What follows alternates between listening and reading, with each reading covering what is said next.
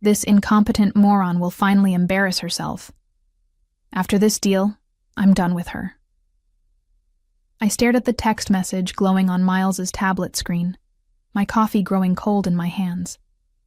The words felt like ice water in my veins. 6 months. 6 months I had poured my heart, soul, and every waking moment into preparing for tomorrow's pitch meeting with Gravora Group, the deal that would make or break our consulting firm, Thornlin Analytics. My name is Joanna Wilkes, and for the past 8 years, I've been building something I thought was ours. Miles and I started this business together in Portland, Oregon, working 16-hour days from our cramped apartment, surviving on instant noodles and determination. I was the strategist, the one who crafted our proposals and presentations. He was the charmer, the face that clients loved. At least that's what I believed. The tablet had been sitting on our kitchen counter, forgotten after Miles rushed upstairs to take what he called an urgent client call. The screen lit up when I accidentally bumped it while clearing dishes. What I saw made my stomach drop. The message was sent to someone named V, with a heart emoji next to the contact name. Victoria, his assistant. The woman who'd been working late with him far too often these past few months. I scrolled up through their conversation, my hands trembling. Months of messages, intimate jokes, plans for after the divorce, detailed discussions about how they would push me out of the business once this Gravora deal was secured. How he'd been telling potential investors that I was just the background support while he was the real brains behind the operation. The cruelest part, they'd been laughing about my dedication. About how hard I'd been working on this presentation, staying up until 3 a.m. perfecting every slide, rehearsing every talking point. About how I had no idea what was coming. Baby, you should see her scrambling around, thinking this is her big moment. One message read. She has no clue that tomorrow is the day I finally get rid of the dead weight. Victoria had responded with laughing emojis and a message that made my blood boil. Can't wait to celebrate afterward. Just you and me running the show. I heard Miles's footsteps on the stairs. Quickly, I placed the tablet exactly where I'd found it and pretended to be loading the dishwasher. My mind was racing, but my face remained calm. 8 years of marriage to a manipulator had taught me how to hide my emotions when I needed to. Everything okay down here? Miles asked, wrapping his arms around me from behind. His touch, which once brought comfort, now felt like a snake coiling around my shoulders. Perfect, I said, leaning back against him with a smile that could have won an Oscar. Just thinking about tomorrow. I'm so excited about our presentation. He squeezed me tighter. Our presentation. That's right, sweetheart. We're going to crush it together. Together. What a beautiful lie. The next morning arrived with deceptive normalcy.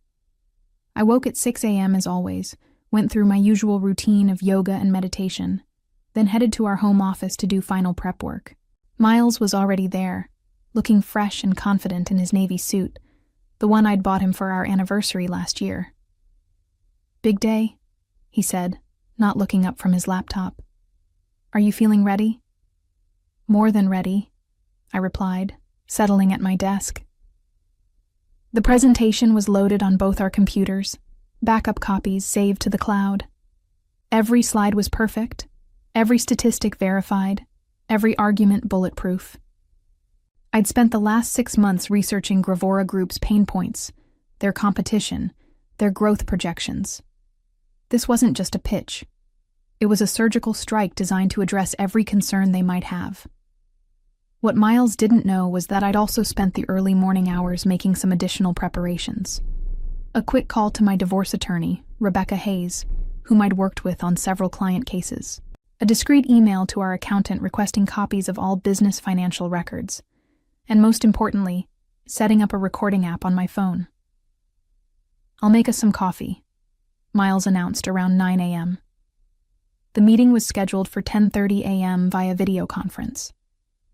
Gravora Group's leadership team would be joining from their headquarters in Seattle, along with their legal counsel and 3 potential investors. I watched him move around our kitchen with the same easy confidence he'd always had. He was handsome. I'd give him that. Dark hair with just enough gray at the temples to look distinguished, green eyes that could charm anyone, a smile that had convinced me to trust him with my heart and my future. But this morning, I saw him differently. The way he hummed while he worked. Was he actually happy about what he was planning to do to me?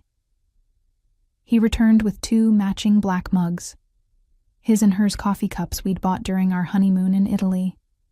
The irony wasn't lost on me.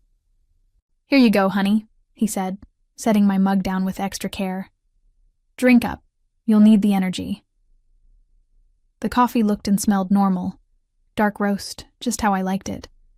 But his smile was too sweet, too deliberate. I took a small sip and watched his face. Was that satisfaction I saw flash across his features? "Thank you," I said warmly. "You always take such good care of me." His phone buzzed. Victoria, no doubt. "I need to use the bathroom quickly before we start," he said, already moving toward the hallway. "Can you pull up the presentation? I want everything ready to go." The moment he disappeared, I sprang into action. I switched our mugs with practiced efficiency, placing his in front of my computer and mine in front of his. Then I settled back into my chair, pulled up the presentation, and waited. When he returned, he sat down without glancing at the mug, took a generous sip of what he thought was his untainted coffee, and smiled at me with perfect, oblivious satisfaction. The meeting was about to begin, and so was his downfall. At exactly 10:30 a.m., our computer screen filled with faces. Harrison Webb, Gravora Group's CEO, appeared in the main window, a distinguished man in his 60s with sharp eyes that missed nothing. Beside him sat Jennifer Coleman, their chief operating officer, and Thomas Rivera, their head of business development. 3 additional windows showed the potential investors Miles had been courting for months. "Good morning, everyone," Harrison said, his voice clear through our speakers. "We're excited to hear what Thornlin Analytics has prepared for us today." Miles straightened in his chair, his confident smile firmly in place. "Thank you for this opportunity, Harrison. Joanna and I have been working tirelessly to create something we believe will transform your operational efficiency." I noticed he emphasized Joanna and I, making sure to position himself as the leader. But as he reached for his coffee mug to take another sip, I caught something else, a slight tremor in his hand. "Interesting. Before we begin," I interjected smoothly, "I want to acknowledge what an honor this is. Gravora Group's reputation for innovation precedes you, and we're thrilled to potentially partner with an organization that shares our commitment to excellence." The investors nodded approvingly. This was exactly the kind of respect and professionalism they expected. Miles shot me a quick glance. Was that irritation? Or was the substance he'd intended for me already beginning to affect him? "Shall we dive in?"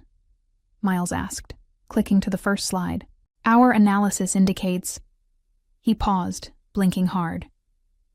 "Our analysis indicates that Gravora Group faces 3 primary challenges in the current market landscape." His voice was still strong, but I noticed he was speaking more slowly than usual. Harrison leaned forward slightly, his attention fully focused. These were sharp business people. They'd notice any sign of weakness or unprofessionalism. "The first challenge," Miles continued, "is operational redundancy across your regional offices. Our research shows..." Another pause. He rubbed his temple with his free hand while reaching for his coffee with the other. "Shows that you could achieve 18% greater efficiency through streamlined processes." I watched the investors' faces. They were listening intently, but I could see subtle signs of concern beginning to form. Miles was stumbling slightly over words that should have been second nature to him. "The second challenge involves data integration," I said, seamlessly taking over.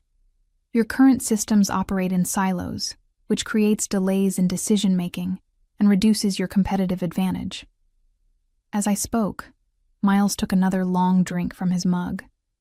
The irony was exquisite. He was essentially poisoning himself with his own treachery. But I kept my expression neutral, professional. This had to look natural. Miles, would you like to elaborate on the technical aspects? I asked sweetly. He blinked several times, clearly trying to focus. Yes, absolutely. The technical aspects they're quite complex, but essentially... His words were beginning to slur almost imperceptibly. Harrison's eyebrows rose slightly. In the business world, this kind of unprofessional behavior during a critical presentation was career suicide. And Miles was about to make it much, much worse. Miles? Jennifer Coleman's voice cut through the silence as my husband stared blankly at the screen, his mouth slightly open. 20 minutes had passed since the meeting began, and what had started as subtle confusion was now becoming impossible to ignore. I'm sorry, Miles said, shaking his head vigorously. There's something. He reached for his coffee again, taking another gulp as if it might clear his head.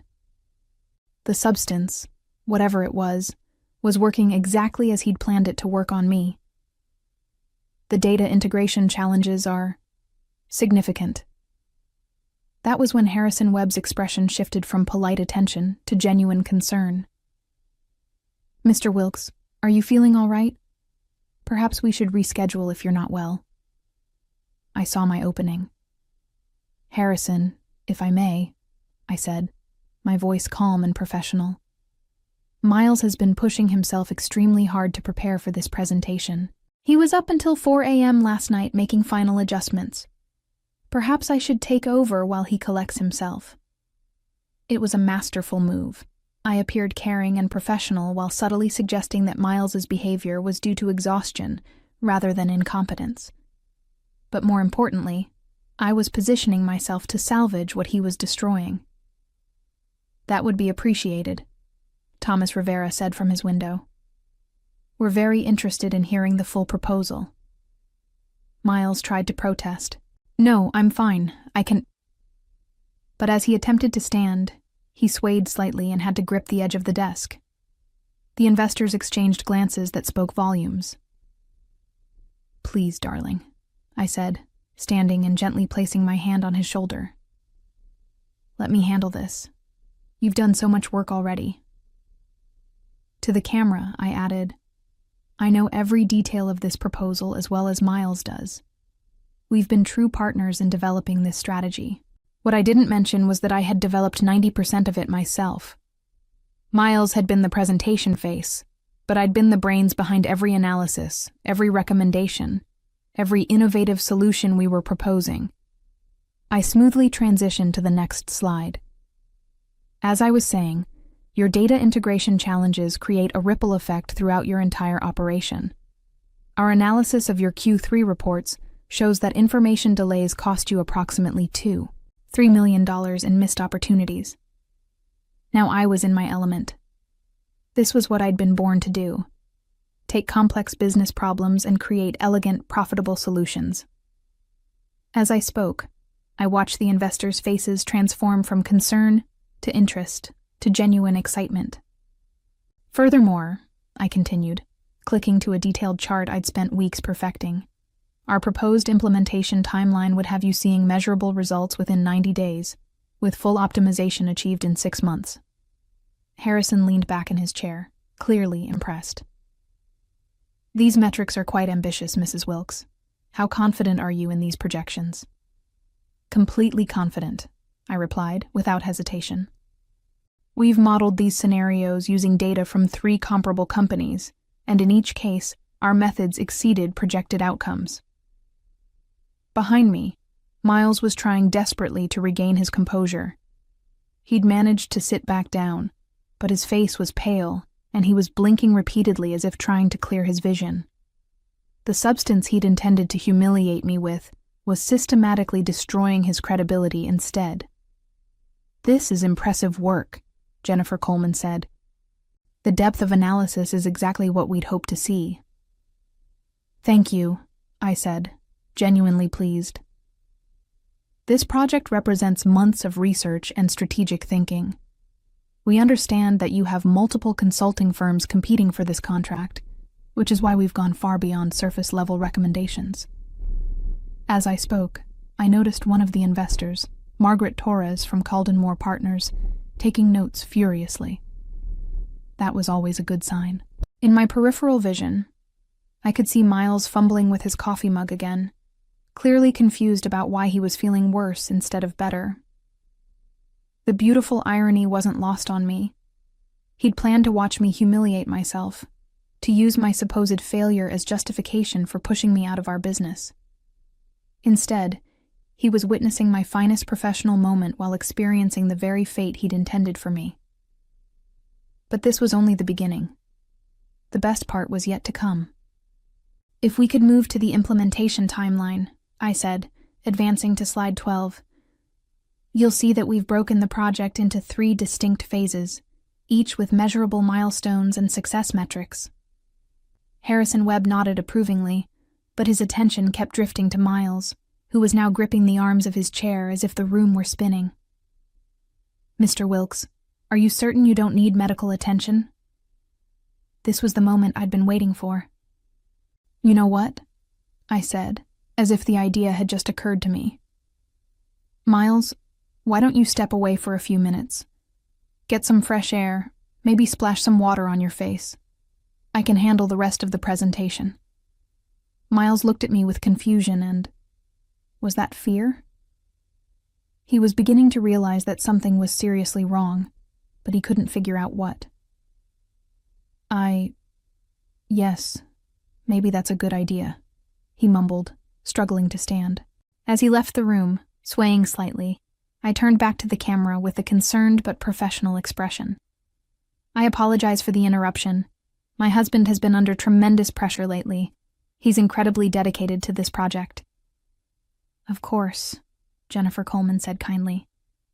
Please continue. This presentation is fascinating. And continue I did. Without Miles's presence, I felt a freedom I hadn't experienced in years. This was my work, my expertise, my moment to shine. I moved through the remaining slides with precision and passion, addressing every question with detailed knowledge that clearly impressed our audience. Your competitive analysis is particularly thorough, Thomas Rivera commented. How did you obtain such detailed insights into Gravora Group's market position? 3 months of deep research, I replied honestly. I personally interviewed 15 industry experts, analyzed 5 years of market data, and conducted focus groups with your target demographic. This isn't theoretical.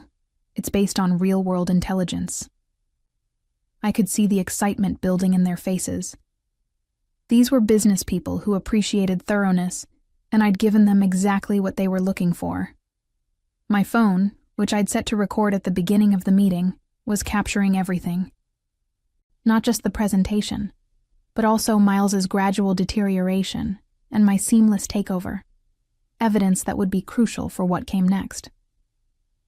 Mrs. Wilkes, Harrison said as I approached the final slides. This level of preparation is exceptional. How long have you been developing these strategies? I've been working on variations of this approach for over 2 years, I said. When we learned about the opportunity to work with Gravora Group, I adapted and refined these concepts specifically for your needs. What I didn't mention was that Miles had contributed virtually nothing to the strategic development. He'd been focused on schmoozing potential clients at expensive dinners, while I'd been doing the actual work of building our business. The financial projections are compelling, Margaret Torres interjected, but implementation is where most consulting projects fail. How do you ensure successful execution? I smiled. This was where I truly shined.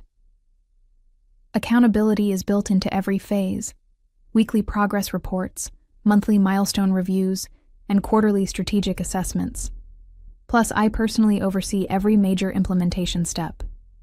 You personally? Harrison asked. Absolutely. This isn't a project we hand off to junior staff. When you work with Thornlin Analytics, you get our senior-level expertise throughout the entire process. I was being careful with my language, subtly positioning myself as the primary resource rather than Miles. But I was doing it professionally, focusing on capability rather than making any negative comments about my husband. As we moved into the final phase of the presentation, I felt a surge of confidence I hadn't experienced in months. This was going better than I'd ever dreamed. And the best part? Miles was missing his own professional destruction. The presentation concluded to enthusiastic responses from all participants. Harrison Webb looked genuinely excited, Jennifer Coleman was asking detailed follow-up questions, and the investors were clearly impressed by what they'd seen. "Mrs. Wilkes, this has been outstanding," Harrison said. "I have to ask, is this level of strategic thinking typical of your work?" "It is," I replied confidently. "I believe in going beyond surface-level analysis to uncover the real opportunities for growth and efficiency." "How soon could you begin implementation if we move forward?" Thomas Rivera asked. "Immediately," I said. "I've already cleared my schedule in anticipation of this project. My full attention would be dedicated to ensuring Gravora Group's success." Again, I was careful to use I rather than we. Not inaccurately. I truly was the one who would be doing the work. But it was also strategically positioning myself as the primary resource. That's when Miles stumbled back into the room, looking even worse than when he'd left. His face was ashen. He was moving unsteadily, and there was genuine confusion in his eyes. "How's everything going?" he asked, his words noticeably slurred now. The contrast was striking. Here I was, delivering a flawless presentation with confidence and expertise, while he could barely form coherent sentences. The optics were devastating for him. "We were just discussing implementation timelines," I said gently, as if speaking to someone who was clearly unwell. "Why don't you sit down, honey?" Harrison Webb's expression had shifted to one of concern mixed with professional assessment. In the business world, reliability and professionalism were everything. What he was witnessing would raise serious questions about Miles's capability to handle a multi-million-dollar project. "Mr. Wilkes," Harrison said carefully, "perhaps we should continue this conversation when you're feeling better."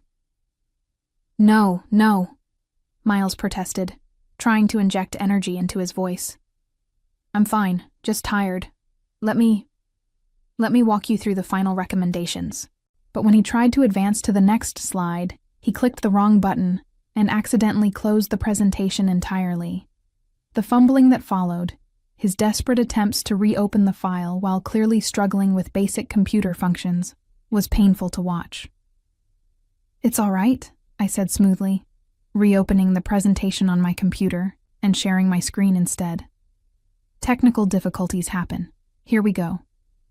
I guided the discussion through the final points with professional grace, making Miles's struggles look like minor hiccups rather than major red flags. But the damage was done. These business leaders had seen everything they needed to see. As the meeting wound down, Harrison made a comment that sent chills down my spine. "Mrs. Wilkes, your expertise is exactly what we're looking for. We'll be in touch very soon with our decision." Not your company's expertise. Not Thornlin Analytics' expertise. My expertise. After we ended the call, Miles slumped in his chair, looking confused and exhausted. "What happened?" he asked. "I felt fine this morning, and then—" "You've been pushing yourself too hard," I said with false sympathy. "Maybe you should go lie down. I'll handle any follow-up with the clients." As he struggled to stand and make his way to our bedroom, I sat alone in our office, contemplating what had just occurred. The meeting had gone better than I'd ever imagined. I'd not only salvaged what Miles had tried to destroy, I'd potentially secured the biggest contract of our careers. But more importantly, I'd documented everything. The recording on my phone captured not just Miles's deteriorating condition, but also his admission that he'd felt fine that morning before drinking the coffee he'd prepared. The trap he'd set for me had caught him instead, and now it was time to spring a few traps of my own. Within an hour of the meeting's conclusion, I was already implementing the next phase of my plan. Miles was upstairs, sleeping off whatever substance he'd intended to use against me, while I worked methodically to secure my future and expose his betrayal. First, I called Rebecca Hayes, my attorney. "Rebecca, it's Joanna Wilkes. We need to meet today. I have evidence of my husband attempting to drug me, plus documentation of his plans to steal our business." "Joanna, that's a serious accusation. What kind of evidence are we talking about?" "Audio recordings, text messages, and witness testimony from a business meeting where he inadvertently dosed himself with whatever he'd put in my coffee. Can you meet me at 4 p.m.? Next, I forwarded the screenshots I'd taken of Miles's text conversation with Victoria to my secure email account. Then I sent a carefully worded email to Harrison Webb. "Dear Mr. Webb, thank you for your time today. I wanted to follow up personally on a few details from our presentation. As you may have noticed, my husband seemed unwell during our meeting. This morning's incident has made me realize that I need to address some personal matters that could affect our professional relationship. I want to assure you that my commitment to this project remains absolute, and my ability to deliver results is in no way compromised by these personal circumstances. I'll be available by email and phone for any questions you might have." It was professional, but hinted at underlying issues without being explicit. Harrison Webb was shrewd enough to read between the lines. Finally, I called our business accountant and requested an emergency audit of all company finances. I need documentation of who contributed what to the business, including intellectual property, client relationships, and financial investments. By 3 p.m., I'd also visited our bank and opened a separate business account in my name only, transferring the funds I could prove I'd personally contributed to the company. The intellectual property rights were trickier, but Rebecca would help me sort through those. Miles was still sleeping when I left for my attorney meeting. I left a note saying I'd gone to run errands and would be back by dinner. Let him think everything was normal for a few more hours. The irony was delicious. He'd spent months planning to push me out of our business, thinking I was too naive and trusting to see it coming. But his own arrogance had blinded him to the most important fact. I'd built this company. I was the strategist, the researcher, the one who created the solutions our clients paid for. He'd just been the pretty face delivering my work. Now he was about to learn exactly what happened when you underestimated the woman who'd made your success possible. At 6 p.m., I returned home to find Miles awake, but still groggy, sitting at our kitchen table with a cup of tea.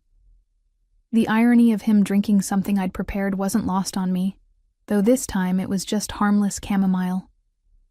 "Feeling better?" I asked, setting down my purse and affecting a concerned tone. "I don't understand what happened," he said, rubbing his temples. "I felt fine this morning, then suddenly I could barely think straight during the meeting. I probably ruined everything." "Don't worry about it," I said soothingly. "I managed to salvage the presentation.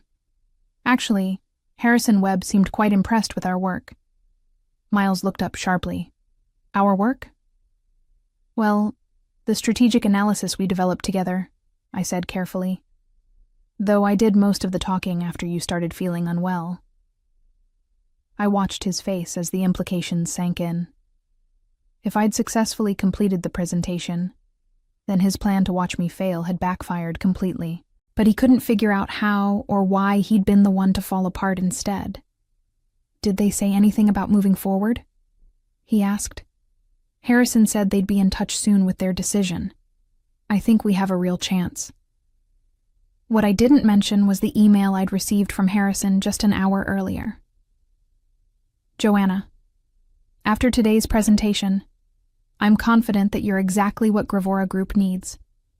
Let's schedule a call tomorrow to discuss terms. I was impressed not only by your strategic thinking but also by your professionalism under difficult circumstances. The contract was mine. The business was mine. And tomorrow, Miles would learn exactly how thoroughly his life was about to change." As we sat there sharing dinner, him still confused about his mysterious illness, and me quietly planning his downfall, I reflected on how poetic justice could be. He'd tried to drug me into professional humiliation. Instead, he'd drugged himself into obsolescence. The revenge was just beginning, but already, it was more satisfying than I'd ever imagined. 6 months later, I sat in my new office overlooking downtown Portland, reviewing the latest quarterly reports from the Gravora Group project. The results exceeded even my optimistic projections. We'd achieved a 22% efficiency increase and saved them $3.8 million in the first phase alone. The divorce had been swift and decisive. Rebecca Hayes had presented such compelling evidence of Miles's attempted sabotage and planned theft that his attorney had advised him to settle quickly. I'd retained full ownership of Thornland Analytics, along with our client list and all intellectual property I could prove I'd developed. Miles had tried to contest the settlement, claiming he'd been drugged without his knowledge. But when the toxicology report revealed traces of a mild sedative, something easily obtainable but requiring premeditation to use, combined with his text messages plotting to remove me from the business, his credibility had crumbled entirely. Victoria had been terminated from her position the same week I'd forwarded her inappropriate communications with my husband to her professional licensing board. The consulting industry in Portland was smaller than most people realized. Her reputation was effectively finished. I'd expanded the business by 40%, hired 3 brilliant analysts, and secured 2 additional major contracts based solely on the success of the Gravora project. The company that Miles had planned to steal from me was now thriving beyond either of our original dreams, and it was mine alone. Sometimes, late in the evening when I reviewed my work, I thought about that morning 6 months ago. How he'd handed me that coffee with such smug satisfaction, so certain he was about to watch me destroy myself. How he'd never imagined that his own arrogance would be his downfall. The beauty of perfect revenge, I'd learned, wasn't in elaborate schemes or dramatic confrontations. It was in simply allowing someone's own malice to consume them while you stepped aside and claimed the life they'd tried to steal. Miles had taught me one final valuable lesson. Never trust someone who would poison your coffee. But more importantly, always make sure you know which cup is which. In the end, justice had been served in the most fitting way possible. He'd drunk deeply from the cup of his own treachery, and I'd inherited everything he'd thought was his. As I looked toward the future, I couldn't help but smile at how perfectly the tables had turned in my favor.